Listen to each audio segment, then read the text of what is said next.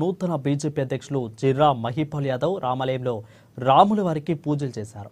ఇక తర్వాత అంబేద్కర్ విగ్రహానికి పూలమాలలు వేసి ఊరేగింపుగా మండలంలోని మహారాజుల కాలనీలోకి ఇంటికి వెళ్లారు. ఇక రాజ్యాంగాన్ని గురించి ప్రతి గుమ్మానికి వెళ్లి వివరించారు. గత 70 సంవత్సరాలుగా డాక్టర్ అంబేద్కర్ రచించిన రాజ్యాంగానికి అంబేద్కర్ ఆశయాలను కాంగ్రెస్ తూట్లు పొడుస్తూ ఉన్నదని అన్నారు. కానీ బీజేపీ పార్టీ రాజ్యాంగాన్ని అనుసరిస్తూ అంబేద్కర్ యొక్క ఆశయాలను ముందుకు తీసుకెళ్తూ ఆయనకు భారతరత్న అవార్డును ప్రకటించడం జరిగిందని తెలిపారు.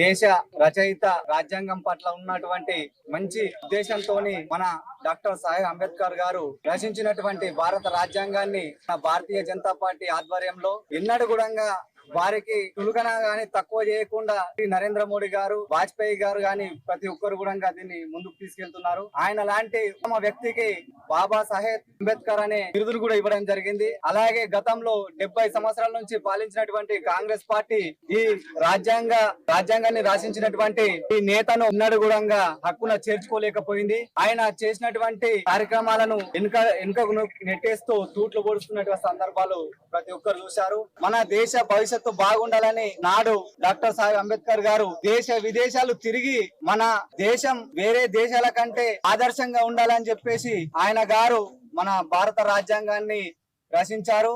ఆయన లాంటి ఉత్తముడికి మనం బడుగు బలహీన వర్గాలను కలుపుకొని ముంగటికెళ్లే విధంగా ఆయన గారు చేసినటువంటి ఇలాంటి